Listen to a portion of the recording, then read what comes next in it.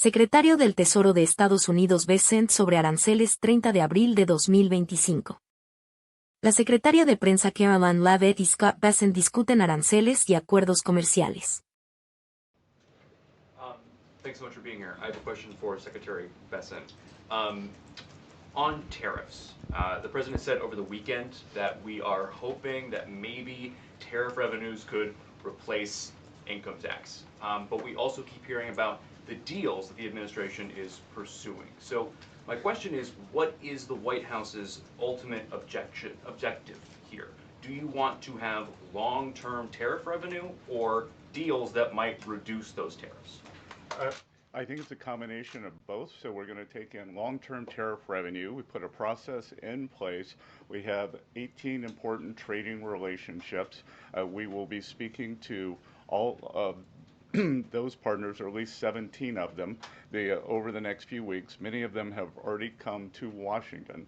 What President Trump is referring to is the ability for tariff revenue to give income tax relief. And I think there's a very good chance that we will see this in the upcoming tax bill. The president campaigned on no tax on tips, no tax on Social Security, no tax on overtime, and the restoring interest deductibility for autos, for American-made autos. So tariff income could be used for tax relief on all of those immediately. So you think that there is a role for significant tariff revenue in U.S. fiscal policy? I think that it is something that got put away a long time ago, and I think that tariffs will bring back American manufacturing and generate substantial revenues. On manufacturing, we've seen some pretty grisly surveys this month from the Philly Fed, which saw the biggest drop since May of 2020, and the Dallas Fed, similar plunging outlook, poor shipping orders. What are American manufacturers not understanding about your push for onshoring in the U.S.? Well, I think I was in the investment business 35 years, and I learned to ignore the survey data and look at the actual data, and the actual data has been quite good. The job data is good. Americans keep spending, and as Karoline said, we have these incredible commitments to bring manufacturing back on shore with record investment by domestic corporations and foreigners who want to come into the U.S. Thank you so much, Karoline. Thank you, Mr. Secretary. The Chinese continue to say that the U.S. and China are not engaged in any consultation or negotiation on tariffs. You recently said you've talked to your counterpart, but more about, quote, traditional things like financial stability. So can you clarify, is the administration talking to Beijing specifically about tariffs or not? Well, we're not going to talk about who's talking to whom, but I think that over time we will see that the Chinese tariffs are unsustainable for China. I've seen some very large numbers over the past few days that show if these numbers stay on, Chinese could lose 10 million jobs very quickly, and even if there is a drop in the tariffs, that they could lose 5 million jobs. So remember that we are the deficit country. They sell almost 5 times more goods to us than we sell to them. So the onus will be on them to take off these tariffs. They're unsustainable for them. And they are saying you guys are not talking about it. So is that true? Look, they have a different form of government. They're playing to a different audience. So I'm not going to get into the nitty-gritty again of who's talking to whom. But as I said, I believe for the Chinese, these tariffs are unsustainable. And very quickly, 2 days ago, you said you didn't know if President Trump had spoken to Xi Jinping. Do you know now? Again, I would say Karoline and I have a lot of jobs around the White House. Running the switchboard isn't one of them. Bloomberg, go ahead. Secretary Bessent, thank you so much for being here this morning. You've talked about the importance of giving investors certainty when it comes to the market, yet the Trump administration is continuing to negotiate several complex trade deals in a very sort of compressed time frame. When do you expect you'll be able to give the market some certainty around those deals? Do you have a deadline? Is it the 90-day pause? What are we looking at here? Good question. And I think one thing that has been a little disconcerting for the markets is, President Trump creates what I would call strategic uncertainty in the negotiations. So he is more concerned about getting the best possible trade deals for the American people. We had 4 years of bad deals for decades of unfair trading, and we are going to unwind those and make them fair. What we are doing is we've created a process. I think the aperture of uncertainty will be narrowing, and as we start moving forward announcing deals, then there will be certainty. But certainty is not necessarily a good thing in negotiating. Mr. Secretary, last night there were reports on the administration sort of walking back a little bit on the auto tariffs. Can you sort of just elaborate on that decision there and what we can expect going forward, and why sort of the shift in those auto tariffs? Well, President Trump has had meetings with both domestic and foreign auto producers, and he's committed to bringing back auto production to the U.S. So we want to give the automakers a path to do that quickly, efficiently, and create as many jobs as possible. Jasmine. Thank you so much, Karoline. Thank you, Secretary. Back on China, does the administration anticipate supply chain shocks or supply shocks coming now that cargo shipments from China are significantly down? And if so, are there plans in the process of how to address that? I wouldn't think that we would have supply chain shocks, and I think retailers have managed their inventory in front of this. I speak to dozens of companies, sometimes daily, but definitely weekly, and they know that President Trump is committed to fair trade and have planned accordingly. And then second question, can you outline the timeline for when you think some of these deals, particularly with your Asian countries like India, Japan, South Korea, you may have an announcement? I'm glad you brought up our Asian trading partners and allies. They have been the most forthcoming in terms of doing the deals. As I mentioned, Vice President Vance was in India last week. I think that he and Modi made some very good progress, so I could see some announcements on India. I could see the contours of a deal with the Republic of Korea coming together, and then we've had substantial talks with the Japanese. Andrea? Secretary Bessent, just continuing on the path of the sort of progress. You said yesterday, I think, that it was could happen as early as this week or possibly next week. Can you give us a bit of a timetable? And then I wanted to ask about South Korea specifically. They've said that they probably won't be able to make a comprehensive deal until early July because of their elections. Japan also has elections. And to what extent are domestic factors complicating your efforts? Canada just had an election. Are you seeing that you might have to think about delaying the 90 days? Well, I would actually take the opposite tack, that I think from our talks that these governments actually want to have the framework of a trade deal done before they go into elections to show that they have successfully negotiated with the United States. So we are finding that they are actually much more keen to come to the table, get this done, and then go home and campaign on it. Sean? I'm sorry, did you have a comment on whether something could happen this week or next week? For a deal. So, you said yesterday. Again, I think that we are very close on India. And in India, just a little inside baseball, India, in a funny way, is easier to negotiate with than many other countries because they have very high tariffs and lots of tariffs. So it's much easier to confront the direct tariffs when, as we go through these unfair trade deals that have been put in over decades, that the non-tariff trade barriers can be much more insidious and also harder to detect. So a country like India, which has the posted and ready tariffs, it's much easier to negotiate with them. So I think the India negotiations are moving well. Sean, go Hi, ahead. Mr. Secretary.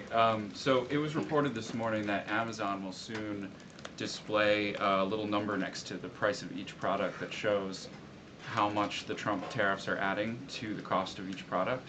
So isn't that a perfect crystal clear demonstration that it's the American consumer and not China who is going to have to pay for these policies? I will take this since I just got off the phone with the president about Amazon's announcement. This is a hostile and political act by Amazon. Why didn't Amazon do this when the Biden administration hiked inflation to the highest level in 40 years? And I would also add that it's not a surprise because, as Reuters recently wrote, Amazon has partnered with a Chinese propaganda arm.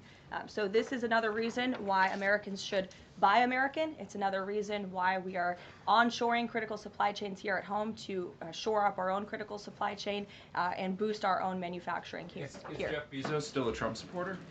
Look, I will not speak to the president's relationships with Jeff Bezos, but I will tell you that this is certainly a hostile and political action by Amazon. And Secretary, if you have anything to add. Yeah, I would also add that the bringing down the terrible Biden inflation has been a priority for the first 100 days of the Trump administration, and President Trump has done a great job of leading that since January 20th. Interest rates, mortgage rates are down, gasoline and energy prices are down. We're expecting the further decreases, and as Karoline said, the big tax on consumers that goes unnoticed is deregulation or regulation, and we are deregulating and bringing that down. So, from a household income point of view, we would expect real purchasing increases. We've seen them over the first 100 days, and we would expect that to accelerate. We are doing peace deals, trade deals, tax deals, and deregulating. And the deregulation is a longer lead time, but I think by the third and fourth quarters, that's really going to kick in. Kelly, go ahead. Thank you, Caroline. A question for you and Secretary Bessent. We talk a lot about volatility and uncertainty in the marketplace, and the president has stated all along that he's more concerned about mainstream America, the American worker. You just talked about deregulation and this entire fair trade and reciprocals. What is your message to the American people in terms of letting them get through this disturbance and the outcome being greater and a greater good for the American worker, the American people, the American families? I would say trust in President Trump. There's a reason he was reelected to this office. It's because of the historic success of his economic formula in the first term, and as I laid out at the beginning of the briefing and the Secretary has talked about and the President talks about every day, there's a proven formula that works. Massive deregulation, energy independence, and tax cuts, which are coming. And the Secretary is working very hard on that with our counterparts on Capitol Hill. If you want to talk about that, that's a huge deal to put more money back into the pockets of hardworking Americans. As for the fair trade deals the president is trying to negotiate, he's not just righting the wrong of the mess that he inherited from the past 4 years of the Biden administration. This is a mess that has been created for the past 4 decades that has sold out the middle class, that has moved jobs overseas. You think about our heartland, middle America, what towns used to look like, what they look like today. President Trump wants to restore the golden age, and it's a process to do that. And that process is underway, but he's put together a fantastic trade team. Secretary Bessent, Secretary Lutnick, Jamieson Greer, all working incredibly hard on this effort 24/7. But tax cuts are coming, and that's key. And Mr. Secretary, why don't you talk a little bit about that? Yeah, so it's really a three-legged stool in the economic policy. It's trade, it's tax, and it's deregulation. So we are in the midst of addressing, as Karoline said, these long-term trade imbalances. The tax bill is going much better than I would have thought when I took office on January 28th, and that's through President Trump's leadership. That Speaker Johnson, Leader Thune are united. Speaker Johnson, we had a very good meeting yesterday with somebody called the Big Six, NEC Director Kevin Hassett, myself, Speaker Johnson, Leader Thune, Committee Chairman Jason Smith, and Senator Crapo.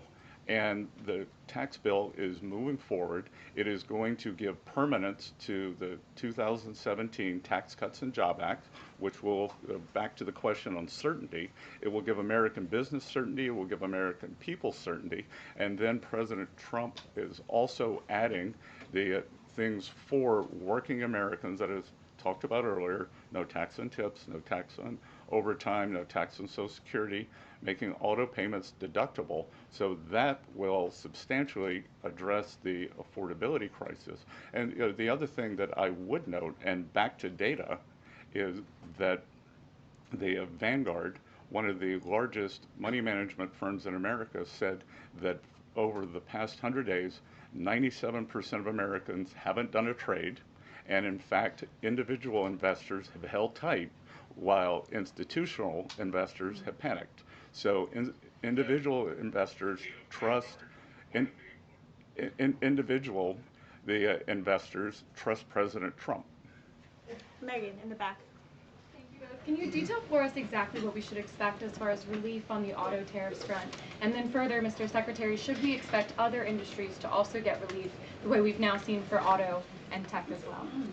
I'm not going to go into the details of the auto tariff relief, but I can tell you that it will go substantially toward reshoring American auto manufacturing. And again, the goal here is to bring back the high quality industrial jobs to the U.S. President Trump is interested in the jobs of the future, not the jobs of the past. We don't need to necessarily have a booming textile industry like where I grew up again, but we do want to have precision manufacturing and bring that back. And another important, very important function of this that does not get talked about enough is national security.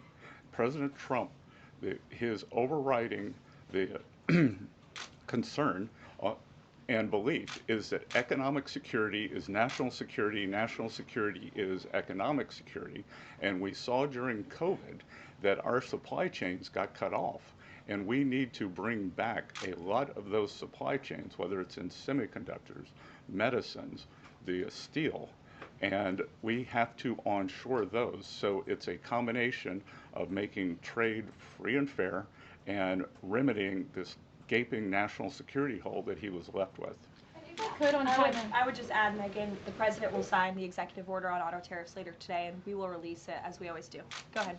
Secretary, any updates on the negotiation with the European Union, and is it hard to negotiate with the European Union? Pardon? Do you have any updates on the negotiation with the European Union? I'm more involved in the Asian negotiations. My observation would be, goes all the way back to Henry Kissinger's statement, when I call Europe, who do I call? So we're negotiating with a lot of different interests. Some of the European countries have put on an unfair digital service tax on our big internet provider. France and Italy, other countries, Germany and Poland, don't have that. So we want to see that unfair tax of one of America's great industries removed. So it's going to be a give and take. So they have some internal matters to decide before they can engage in an external negotiation. Edward. Thanks, Karoline. Mr. Secretary, so contacts I have in the business community say that they're basically frozen for long-term investment because of the uncertainty around tariffs. How long do you think President Trump has to make a deal before there's damage to the economy? Look, I think that what we're seeing is that business leaders, they've gone into a pause, and I think we're going to give them great certainty on this tax bill. And I think over the next couple of weeks, as I said, we have 18 important trading relationships. We'll put China to the side. 17 they are in motion. And then, as I said yesterday, I think there's a very good chance we're going to get this tax bill done. And the tax bill is going to be very powerful for domestic U.S. investment. So what we are going to do, one of the most powerful parts of President Trump's 2017 tax bill was full expensing of equipment. We are going to make that, as President Trump said in his speech to Congress, that will be retroactive to January 20th. The other thing that we are looking to add is full expensing for factories. So bring your factory back. You can fully expense the equipment and the building.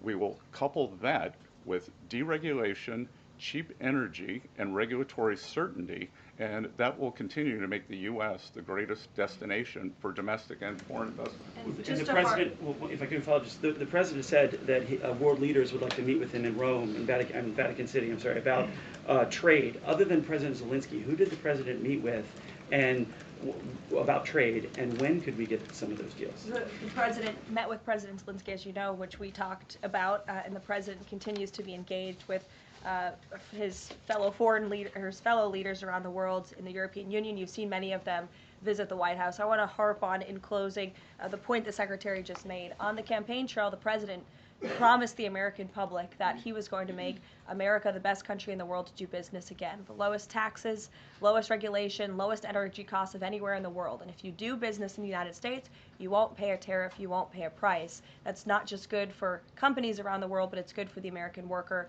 That's what this team is focused so hard on every day. We have work to do. The golden age of America is underway, but as I pointed out in the beginning, there's a lot of reason for the American consumer, the American CEO, the American small business owner to be confident and optimistic about this president and where we're headed. So you will hear more from the president himself later this evening. He is traveling to Michigan, as you all know.